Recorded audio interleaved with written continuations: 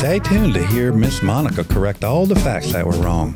That's okay, though. We all make mistakes.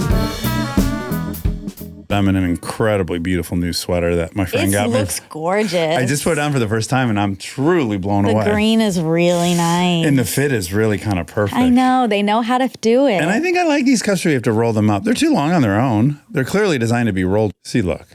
That's a 9-inch cuff. It's nice, though. Yeah. But you wouldn't wear it like that, right? You're supposed to go. I'm not allowed because I'm short. And they have a rule that if you're short, you have to show a little bit of skin. If you're wearing oversized clothing, you have to show a little bit of skin on your arm. Because you'll get lost in it. Yeah. I just rode my bicycle. Oh. Yeah. Nice. My first time in biker shorts. How'd it go? Well, I just can't believe I'm a person that owns biker shorts and wears them now. I'm having a hard time. Yeah, well, you're 50. Well, I feel so like a lot of things have changed. Yeah, but also I think that's something that's best done much younger. Almost the 50 compounds it. First, I never envisioned myself as being someone that would be in those biker shorts. Yeah, sure. But they have a pad built into them. And the seat is very tiny on the road bike. And it hurts your anus. Yeah. I don't want to say it hurts your... It just hurt. Yeah, it hurts. I was like, oh, this is nice padding. Uncomfortable. I put them on for the first time. I felt like Panay always talks about, like, eventize your run. I was like, well, these are built for nothing other than riding a bicycle. Sure. And let's do that. And the padding was nice. And I love that there's no fabric flowing anywhere else. I think I went up the hill faster because of them. Probably aerodynamics. I'm not going to adopt the Lycra shirt, though. Okay. I decided. I swore a wife beater. So you're back home. I'm back home. I'm very, very, very happy to be back home. I got you a present for your birthday. Do you want to open it? I would love to open it. Let me really take my time here. I'm looking at a beautiful tissue paper. Yeah. Can I say one thing? This will sound derogatory, but let me preface it by saying I could be in the tourism board for Mexico City. I love it. It's an enchanted, I want to go. Romantic city. Food's dynamite. If you ever go to Havre 77 French restaurant. We went twice. Ooh. The French onion soup's the best I've ever had in my life. On the second trip on my birthday night, I got 2 bowls of it to start. Oh, wow. Like when you got 2 steaks? Yes, and I would tear out a fingernail right now to have it again. Wow. And share it with you. It was the most incredible. Yum. But anyways, the facial tissue, and I had a cold, it wasn't ideal. Okay. And where it really hit me was... 1 ply? Maybe less. I was at a nice hotel, mind you. Yeah, very. We got on the flight. I went into the bathroom, and I pulled the tissue out of the mirror that's in the lavatory of the airplane. And the second I touched it, I was like, ooh, that's soft. And then I thought, how bad was the tissue where the airplane tissue felt like Puffs Plus with lotion? Oh, my. Just to make it relative. Yeah, because that's 1 ply. Yeah, I think it was like 0.6 ply. Oh, okay. Anyways, beautiful tissue paper. Yeah. With purple flowers. Really nice. The tissue is from Nikki Kehoe. The present is not. Oh, this is a multi-stage gift. Yeah. Okay, beautiful tissue paper and then a burlap sack. Yeah, also from Nikki Kehoe. That's how they wrap. Wonderful. Oh, buddy, the stories of Raymond Carver. Will you please be quiet, please? Is this an original? I bought it as a first edition, and it is signed. It's signed? Yeah. Did you pay the face value of $8.95? No, it was on sale, actually, half off. What year was this published? Because I think it's fascinating that a hardcover, beautifully bound book was $8.95. I know, that's true. I know I'm all over the place and a little manic, but I just got to add back to Little Women, which I love. Yeah. As you know, Greta Gerwig's #1 superfan now. At the end of that movie, they show them pressing and making her first book. The book, Little Women. Yeah. I don't know if you remember that sequence. I don't know if I remember it. But the amount of time and effort it took to make a book in the 1890s, where they were pressing it all, they were cutting it with a saw, they were sewing the binding by hand, and then they were cutting leather out in a pattern and then gluing and putting that in a press. I'm like, it took like a week to make a single volume. They should have been $600. Exactly. Well, that's why they're so rare. And it explains why. I think it was Carnegie who invented the library. There were no libraries. Books were just too expensive. They were like, probably in today's dollars, they probably were hundreds of dollars. Yeah. With that amount of manpower. Okay. So this was first published. We think about wealth disparity now, but then in order to even read a book, you had to be a millionaire. Yeah, I'll get the number wrong, but to put it into perspective, like, so I guess Elon is now worth $400 billion recently, although that stock just fell. Whatever, let's just say he hit $400 billion. $400 billion of our total GDP and national amount of money isn't even 0.01%. Yeah. When Rockefeller hit $1 billion, they say he actually had like 15 cents of every dollar that existed in America. So it's like, as bad as it feels now, it was worse. Exponential, order of magnitude crazier with the first rich people. Yeah, that's true. Okay, so this was 1963. So this book cost $8.95 in 1963. How much do we think that is now? Rob, can you put it in? Well, that's a great, we have that technology. Yeah, we sure do. I actually wrote up my resolutions last night. Oh, great. Which I don't know if I've ever written them down. Yeah, I wrote some down too. You did? Did you journal this morning? I did. Congratulations. I've journaled every day. I'm proud of you. I had therapy too, and we talked about it. And she said I could burn them? Yeah, or shred them or whatever. But can I have her number? No.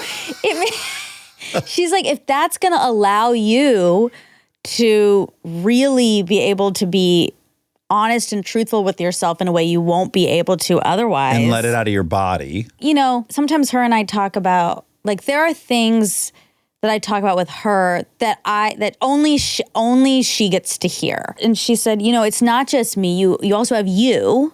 Yeah. And you can have a dialogue with yourself. Yeah. Especially via the journal. Yeah. But yes, of course, I have to be very honest with myself there. And so if I'm out of fear not doing that, then it's not worth it. So I'm still deciding. We may have talked about this, and I had mentioned there was a period I stopped journaling over the last 20 years. Mm-hmm. And then I had a relapse, obviously.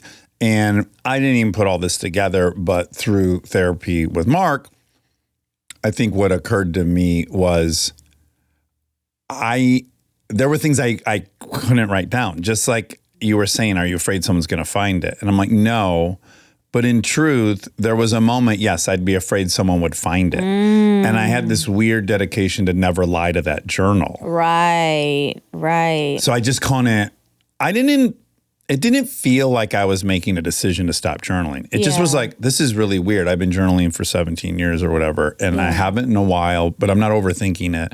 But of course, in reflection, it was like, I couldn't really, be dishonest to this thing. Yeah. I love this. This is such a thoughtful, wonderful present. It would have cost $89.18. Wow. $89 for a book. That's a lot. It's not enough, though. I wish it was $5,000. Okay, this is a fantastic present. Very thoughtful. Thank you so much. You're welcome. Okay, how was therapy? It was good. It's my first therapy of the new year. For a second, I was debating. I was like, maybe I only need to start going like as check-ins now. Like maybe I don't really need to be on this consistent of a schedule. But then today I was like, no, I need to keep up my once every 2 weeks. Well, look, I've stopped, so I really am in no position to say this. Yeah. But it definitely falls under the umbrella of like, well, it couldn't hurt to go. It does not hurt. And it potentially could hurt to not go. Yeah. Yeah. It's kind of the vitamin debate. It's like the scientific community is kind of split down the middle whether vitamins work or not. Yes. But it's like, I don't know, on the chance that they work, they're not going to harm you. All right, someone's going to comment. There are I hear you. There are some bad ones. Oh, I know. And you can have too much of certain things. Yeah. But just in general, if you're taking the, not above the daily dose of any one thing, it's not going to harm you. Speaking of, okay, you know how I'm always paranoid about drowning my cells? In too much water? Yeah. Or people in general, like drinking too much water and then drowning their cells. And Gundry's new movement is less water. Not shockingly. So him and I are aligned. Soulmates. That's why he's got those fresh hands. He doesn't drink any water. No hydration. Oh my gosh. I'm going to put my hair up real time. If you want to see it. It looks so good down, but go ahead. Okay. Let's see what happens there. Okay. If you want to see it, go to YouTube. Do you ever do an up and then a braid and back? Yeah. Well, I did it for, when's this out? The 8th. I did it for a commercial we were just in together. Oh, yeah. Oh, that comes out The 7th. yesterday. It came out yesterday. Oh, my God. Our little commercial. Yes, our second commercial of I Hope Many. Yes, exactly. It was so fun. And it's out. It was out yesterday. It's on our Instagrams. Yeah. And in it, I do have a ponytail with a braid that I love. It's just really hard for me to do on my own. I had a hairstylist that day. Oh, right. But I do like it. Maybe your therapist could style your hair on the days you don't want to share. Hair play? I would go every day. Yeah. I'd pay for that. Anyway, okay, so drowning cells, everyone laughs at me. They guffaw. Uh-huh. And I met someone who drowned his cells. Oh, tell me. And it was really bad. Tell me more. Okay. Who did you meet? Where'd you meet him? In front of 7-Eleven? No, he's a real person I know. I'm not going to say who. I'm not going to out him. Him or her's name. Right. He's a friend of a friend. This is a sad story. I'm transitioning into a sad story. When I was home. If you were having fun and laughing, Sorry. stop. Yeah, stop. A big group of friends was meeting. And one, Robbie. Yeah, sweet Robbie from our chain. Yes, from the Connections chain. Wasn't there. I was like, where's Robbie? And his wife said, oh, he's at the hospital with. The mutual. Yes, with. The unmentionable. No, because. He's not underwear. Because that's his name? No, his name is is unmentionable. We can't call him untouchable because he's Indian. Oh, he is? Yeah, so now I'm giving a lot of info away. Yeah, it's pretty easy to narrow this down at some point. If you know an Indian in Atlanta who's friends with Robbie. That's true. Bingo. There is one. Anyway, this is sad. And he had a seizure. Mm. And I guess he had already had a seizure a year before and was on seizure medication and stuff. But when You're the perfect person to tell this story because you have the same condition. Right, exactly. And you're Indian. And I'm Indian. When he went the first time after his seizure, they checked his salinity levels and they were so low. And he did drink in like really excessive amount of water. Do we know why and he drowned drank? his cells.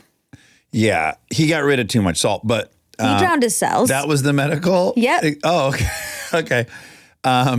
You have a good deal of salt, I think, from your diet. Don't take offense to that. Are you referring to like the potatoes I made or something? No, but you'll have a nice seasoned chicken. Oh, sure, I think you have a good amount of salt. Yeah, in your I feel diet. fine about my salinity. Yes. So And I don't drink any water, so I'm good there. do we know why he was drinking so much water? Was he on like an exercise routine? He was on an exercise routine, and I'm not sure why. Yeah. Anyway, so turns out, per usual, I'm right. You can drown your cells. Per usual. And Unsurprisingly. please look out for that. Okay. Yeah. I don't know why I brought that up. You and Gundry should collab on this. I'm happy to join forces. Also, just if you are having a lot of water, maybe use some Electrolytes. That's right. Keep an eye on your electrolytes. Yeah.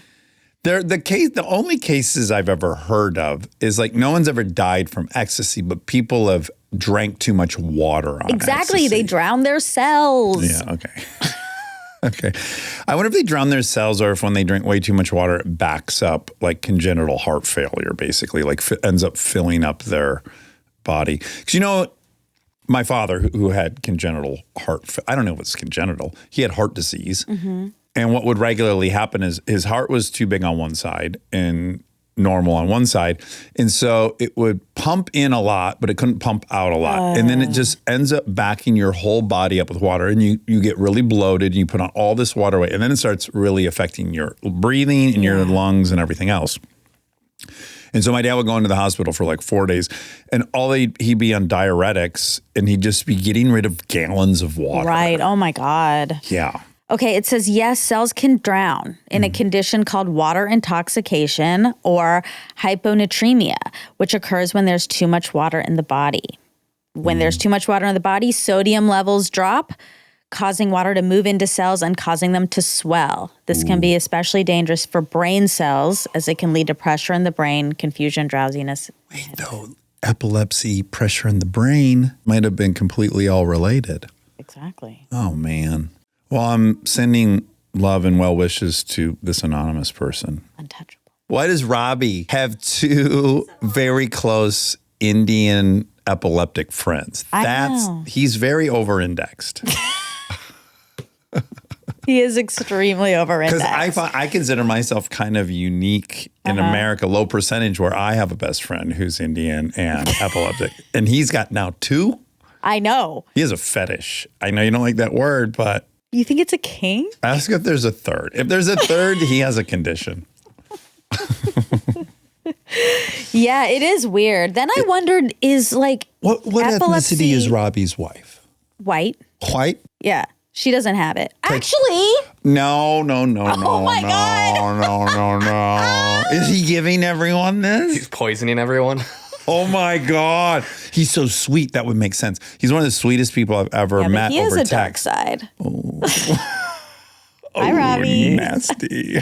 So his wife is my oldest best friend. Uh-huh. And when we were in high school, she Seizure. had seizures. And they were dating at that time. Okay. And she got in this car accident because she had one. Hers were different, though. She had, she didn't have grand mal seizures. Were you about to say petite Petite seizure? mal. That's what they're called. That's so cute. And then she Makes had me picture like a mall. You'd walk in, but there's only 3 stores. Yeah, and then there's the food court is like 4 food carts. They should call it boutique seizures. That's way better. Yeah, Great that's rebrand. cute. You and Gundry can work on that. So anyway, yes, he has 3. There's a 4th. I mean, I only know of 3 people in his life, and all 3 of them have seizures. So certainly there's more. Should we get Robbie on the phone? Do you want to? Yeah. We got to grill him about He's probably this. at work. I mean, he's definitely at work. On Saturday, Oh, I forgot. during the NFL playoff game. I'm so sorry, Georgia lost, by the way. Oh, no, the Sugar Bowl. You didn't know that? They lost. They lost. To who? Don't say Texas. They didn't lose to Texas, but Texas won theirs. Texas is still in it. Yeah. Notre Dame. But they're still in it because, oh, no. That game we saw was one of our only 2 losses. They ended up being really good. I know, but they played. Welcome to the SEC, bitch. Is that what you said? Yeah, I did. Hold on. I got to call Robbie. He's the one also that knows about all He's not of at this. work. He's at the And he's hospital with not- one of his many epileptics. Don't say that. Knock on wood. Hello? Hey, Robbie. Yeah. You're on Candid Camera. You are on Armchair air. Candid. You're on air. I'm on it here. And can you hear? Do we have your consent? And can you hear me? Yes to both, yes. Okay, great. Well, we wanted to call you about one thing, but now we have 2 things to talk to you about that are very important. And we did not name any names, but I'm just learning of the fact that you have a second Indian friend with epilepsy, which I find to be almost statistically impossible. And then Monty said, it doesn't stop there. His wife has epilepsy. Well, she doesn't have, not specific epilepsy, but you do have 3 people in your life that have had seizures. And now we're starting to worry. And think you're at the... Yeah. I see where you're going. I honestly hadn't ever thought of this. That's what he would say. So I have Monica, my sister too. Oh, I knew it! my God. I fucking knew it! I said, Worse. Robbie, I said there's a 4th for sure. Fuck. Robbie. What are you doing to everyone? I don't know. I really don't know. Oh my gosh. I'm going to start looking at things in my life. I don't know. This is wild. Do you think it's because you're so calm and sweet, all of a sudden the other person's brain feels erratic and unhinged? Is it like relative to your calmness, people short circuit? It could be. I mean, yeah, that's the best. I think that's the best we have to work My on right guess is Gino would say otherwise. now. Agreed. But this is wild. 4. Okay. Robbie, 4 is a lot. Now I'm being sincere. Is there something environmental in Duluth where half the population has Wait, had no, because seizures. mine happened once I left. But you a good grew up question. with that water. Oh, you think it's the water? Yeah, you have late onset. Duluth. Because I didn't drink enough water and then it caught up. I'm not know about the logic of that. But what I'm saying is there's something in the soil where you grew up where 70% of all people have seizures. Oh. There's got to be. Monica's house was super close to mine. The other friend also lived like right down the road too. So, and Gina. Yeah. And so honestly, if you draw like a polygon of the 4 points, it's like a very small area. And so likely shared whatever water source. Oh. Yeah. It's pretty narrow there. Yeah. You're right. Guys, did we just break an enormous case? Do we need to call the New York Times immediately? Fuck. You're going to have to do a new podcast. You're going to start a new podcast where you investigate this issue. Wow. It's going to be called Poison Paradise. Under the veil of suburban beauty and tranquility Oh my God. lies I a got burbling chills. poison that results in Okay, shudders. that's a lot of words. That's a lot. That's too many words. You need it to be small. Short. No. First was the title, and then I was entering into the first episode. Oh. Yeah, he got going already. my I mean, God. you're halfway there, it sounds like. This thing writes itself. Okay, now we have moving on to point number 2. That's Well, no, I have one follow up on that, okay. Robbie. Okay.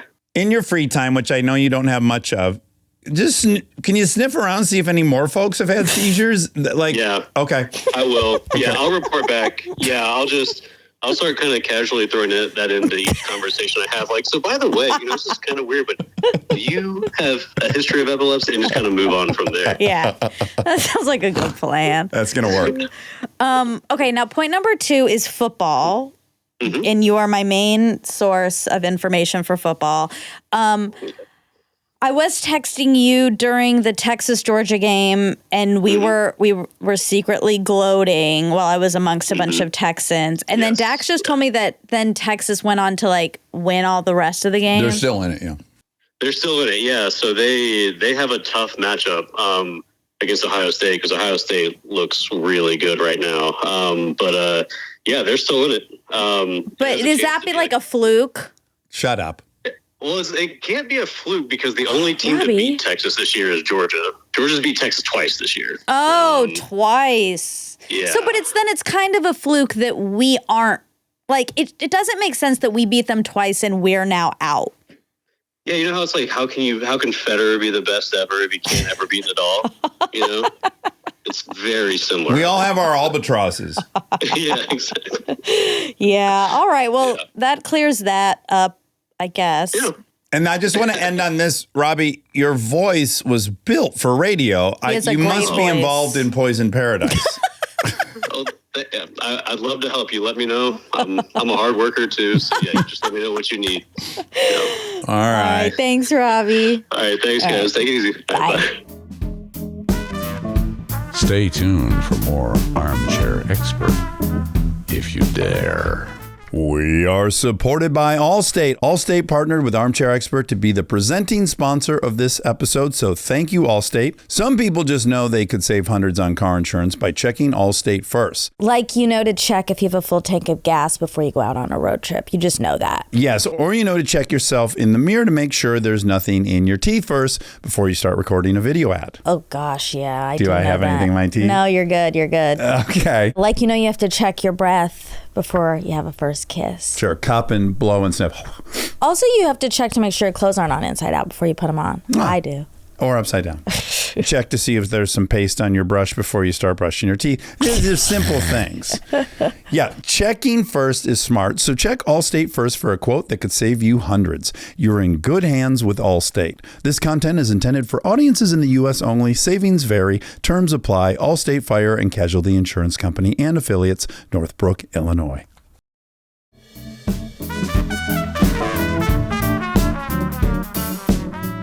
Well, that was a great use of time. Yeah. I wasn't expecting his voice to be that velvety. He's a very handsome man. I only have handsome and beautiful friends. Right. This has started from day one. Good for you. I know. Anywho. Okay, good luck to... Will you plug your ears? Good luck to UT. Hook 'em. I'm cutting that. This is the same as that story I told about the people flying to L.A. to watch the Red Sox play LA, hoping the Red Sox would lose because they had just beat New York. But the other guy was like, no, they must win. That way New York's number 2. Wouldn't you want your team to have twice beat the champions? I guess you're right. I think it's time for you to like transition into rooting for them for your own. For my own gain. Yeah. Okay. I see that logic. Speaking of which, and I know we're all over the map and have taken up too much time, but I wanna go on to say that I finished the Churchill documentary on the flight home yesterday. And I got very swept up in it. This has happened a few times, and I'm sure you've watched shows on this. When you are forced to watch what the Brits went through, 57 nights in a row of carpet bombing of London, everyone sleeping in the subway, no bathrooms, getting up, going straight to work, and carrying the fuck on. And they were so outgunned and outmanned and out everything. And they alone took on Nazi Germany at that point. Everyone was already defeated. Yeah. The amount of will and resolve is so historic. I found myself like, this is so cheesy. I found myself being like really proud that I know Jethro. Oh, that's nice. Yeah. I was like, by God, that little island, you motherfuckers refused. Yeah. And Churchill, he is a very flawed person. He was horrendous to India. I'll acknowledge that. But truly one man got those people to that state of mind. If you watch this doc, you're like, who knows if that person doesn't exist, what happens? Because he had 2 burdens. One is to be fighting off these Nazis who are just bombing every single night, trying to keep morale high. And he has got to get America into the war or they're going to die. Everyone's going to die because they're not going to surrender. And so his skill at wooing FDR and developing this relationship and slowly getting us more and more involved is so impressive. And his own story is so unique in that he was a soldier during in his youth, and he was an incredible soldier. Then he went into politics, and he was a boy wonder because he was right. The whole time he was in the war, he was also a reporter. So he was reporting firsthand from all these wars, and he's one of the best writers to ever live. So he was in this crazy, unique situation where he leaves the service as a hugely popular figure in Britain, goes into politics, has this meteoric rise, and then plateaus and then plummets. And he's completely on the outs, and he can't get anything done. And then World War I comes along, and he decides in his 40s or 50s to rejoin the army. He becomes a commander. He wins all this glory, returns, and for 4 years is begging Britain to understand Hitler cannot be trusted and don't believe a thing he's saying, and we can't be signing these deals. And no one's listening. No one's listening. He never relents. And finally, the Brits realize he has been right the whole time. And overnight, he becomes prime minister. Like the story of the up and the down and the out and the miscast and it's what a story. Yeah. Horrible to the Indians. Let's be clear. A colonist, grew up in Elizabethan England, definitely wanted the empire to stay alive. Also, miraculous feat of will and resolve in the poetry with how he motivated people. He gave this speech to our Congress to help us embrace the fact that we were entering the war, and it's like the most incredible speech. Wow. I cannot recommend the doc enough. Wow. I don't know why I went on that tangent, but it's been burning a hole in my brain.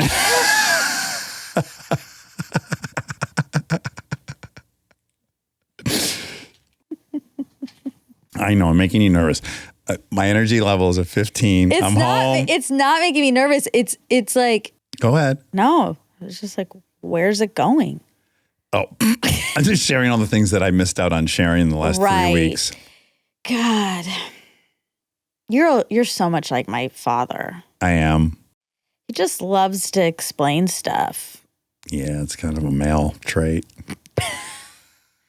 But does that story, like, is there a male-female thing going on? Is this the Roman Empire? Like, Maybe. Does that whole chapter just, like, not interest you? Parts do, but not that part. Of an individual story where someone's, like, completely discarded and publicly reviled, then finds their way back, then becomes so valued and important, then gets discarded again, and then it doesn't quit. Like has a calling that can't be ignored, and then matched with this like Shakespearean ability to write speeches. Yeah. No. I'm more into like the Anne Frank story of that era. Like I guess I'm really not drawn deeply to people in power.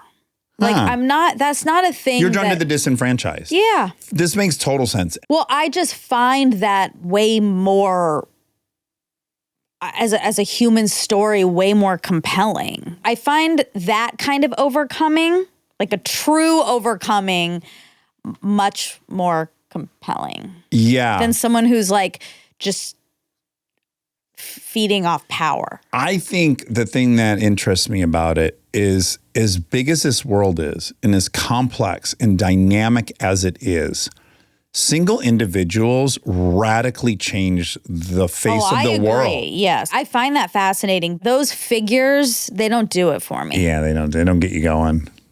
I'm kind of like towards them, you know? For the listener, she just it was an interesting one. It wasn't an eye roll. It was a back and forth, side to side. Speaking of. Go ahead. Eye roll. You found the origin of your... I figured it out. I figured out where my eye roll comes from. We thought it was an Indian thing. Or just maybe a genetic innate thing. Thought it was maybe just a full resentment I have of everything and everyone. Yeah. We didn't know, but I knew that's not right. That's not it. It's a habit, but why? And now I know. Right. Well, you sent it to me, so I saw it. Well, I'm going to show the world. Show the world. And I'm going to have to describe for the listener because let's be clear, 98% of our audience is still just listening, not watching. Check us out on YouTube and you can see this. Yes, please do. All right, so for the listener, it is a 2 or 3 year old Mary Kate and or Ashley Olsen from the Full House program. It says "duh" across the screen. She's shaking her head and she gives the most expressive eye roll you've ever seen. Yes. And she has, or they have, enormous Disney eyeballs where it's very expressive and clear. Yes. Yes. We got it? We got it. All right. Now, Full House was my original Friends. Yeah. I was obsessed with it. The only time I was ever punished from my parents, the punishment was I couldn't watch Full House that night. That's in my cells. Yeah. That's where I got it. I got it from original Mary Kate and Ashley Full House. You started probably reenacting it. Always. Yeah. Aping it. Yeah. Mimicking. They were my models then and now. Yeah. It might be all the way to the end. I think it is. They might be your Aaron Weekly. I mean, you already have your Aaron Weekly. Yeah, but I think it would be sad if they were my Aaron Weekly because they don't know me. But but they are my ride or die. What I'll say is they're radically different people, which is so fascinating. Yeah. I guess that makes sense, but also doesn't make sense. It doesn't make sense. Well, they're not identical twins. You know that, right? They have to be. Baloney. They're fraternal twins. No. Well, sisters have never looked that much alike. It's crazy. How do we know this for positive? God, don't make me, okay. I don't think AI Google says that. Thank you. I know. They're not? That's like me saying I know something about Valentino Rossi. Ooh, tell me, what do you know? I know nothing. Yellow 46? Exactly, is the whole point. I'm impressed you remembered his name. Thank you. So, yeah. One's fraternal. One's left-handed, one's right-handed. But that's super common in twins. And one's 1 inch taller than the other. Even when they're identical. Well, they're fraternal. But that could be a posture thing. Okay, whatever. All right, let's stop. They're fraternal twins. I believe you. And you'd never know it by looking at them. Don't judge a book by its cover. You would not. I mean, I agree with you. It's shocking. Yeah. But I've met a lot of boy-girl twins, and they have all had the experience where someone asked if their twin was identical, even though they knew one was a boy and one was a girl. What? Yes, I'm telling you. Okay. Well, some people don't understand twins. They don't understand what identical means versus fraternal. Yeah. They must not, or... It must be way lower percentage that you get a boy and a girl. than same gendered twins. For fraternal? For fraternal. I think the opposite. Oh, you do? I feel like if most fraternal twins I know are boy and girl. Oh, really? That's why they are very confusing. We should have a twins expert on. Yes. Because what that means is that there were 2 ova in the uterus, and that one male sperm and one female sperm hit the 2. And generally you would think, well, either the males were making it because they swim slower and they're more robust, or vice versa, and one swam fast. So it's weird that one would swim fast, but you know what I'm saying? I don't know. The body is a wonderland. It is a wonderland. John Mayer. Yeah. All right, let's do a little bit of facts. This is for Ken Goldberg. He was wonderful. I really, really liked Ken. Yeah, what a unicorn. A lot. Okay, now this episode starts with your underwear on the floor. Which was interesting. That was shocking. That's an experience to look down in your underwears outside your pants, because your first thought is, my underwear Yeah. came Flipped off my... Yeah. Yes, and it doesn't seem to be torn in half. Yeah. That's a real, like, where am I at in time and space that my underwear has made itself off of my body and onto the floor? Yeah. I mean, it's so obvious later when you think it was clearly in my pant leg. I know, but in the moment, You're like, you oh my can't God, think straight. my underwear's falling off. It's like in I Think You Should Leave, when Robinson, they put a whoopee cushion on his chair and he doesn't understand it. He goes, what happened? Like, he really is shook because he didn't feel himself fart, but he heard a fart. What happened? Oh my God, that's so funny. Okay, but also, so that happened, the underwear, but then I realized when I was editing it, the inside out of my pant pocket Was exposed? was exposed the whole time. That's a weird coincidence. It is weird, but no one caught that. So the whole episode, the inside of my pant pocket is out. Which people could have thought might be her underwear. Like, you know, it's the lining of your pocket, but other people could be like, why are both of their underwears falling off? Now, the vaccination mark. The smallpox vaccine scar is a small mark you might have on your upper arm if you received the Dryvax or ACAM 2000 smallpox vaccines. It's a sign that the vaccine successfully spurred an immune response in your body to protect you against smallpox. Not many people receive a smallpox vaccine today, so the scar is far less common than it used to be. The smallpox vaccine leaves a scar because it causes a minor infection in your skin. Your body fights off the infection, but this process leaves behind a small mark on your skin where the infection and related inflammation took place. That makes a lot of sense. Yeah. I assumed wrongly now that it had something to do with the mechanism of injecting it. Like, did they use some weird thing? Because again, my dad's was, I have such a good memory of my dad's. Yeah. I don't know that my mom has one, weirdly. Yeah. But my dad's is like seared in my brain. And I was like, it looked like, I think I said, a cigar. Like they administered it with a burning cigar. You can look at pictures online. They have them. Right. And they do look like that. Okay, the scientific management book that was influential on Stalin is called The Principles of Scientific Management by Frederick Taylor. See, this all paid off my diatribe on Churchill because Stalin was the trickiest figure in that triumvirate. Okay. Now, so Kim Kardashian posted some pictures with the Optimus robot, and it said that Elon gave it to her, and she denies that she was paid for those pictures. Okay. Other than the free robot. Right. That she may or may not have. Right. Okay. This is what it says the robot can do, the Tesla Optimus robot. Okay, it says it can do physical labor. It says it can move materials, assemble parts, and load items onto machinery. Okay. Yeah, I'm skeptical of that. I'm skeptical. That's how we do it without getting sued. I'm highly skeptical. This is also on the AI overview, so they're buddies. Okay. So they're all in cahoots. Yeah. Inventory management. Optimus can use barcode or RFID scanning to track inventory in real time. Home chores. Optimus can carry groceries, help the elderly. Help the elderly. And perform other home tasks. What if it only helped elderly? I mean, that would be good. Data collection and research. Optimus can be used in labs or remote monitoring environments to collect data. I mean, that's just like that's a computer. The brain. Yeah. Smart home integration. Optimus can link up with Tesla cars and energy systems to become part of a smart home. Optimus can walk among people and serve drinks at a bar. doubt it. But I'm sorry, I'm skeptical. Have you heard about that? Okay, apparently there's a place in like Culver City or something that is run by, it's like a burger place that is run by robots, and the robots drop off your food. Okay, I think I've heard that, but also my assumption of what that was like very simple mechanized arms, not bipedal robots walking it out.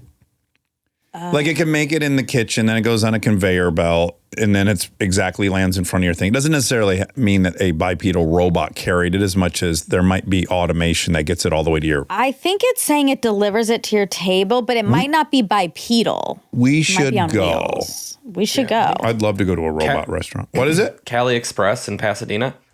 Oh, it's in Pasadena. That's much closer. Yeah. That just upped the odds of us actually doing that by a lot. I do think there's a little guy that rides around and brings you your food.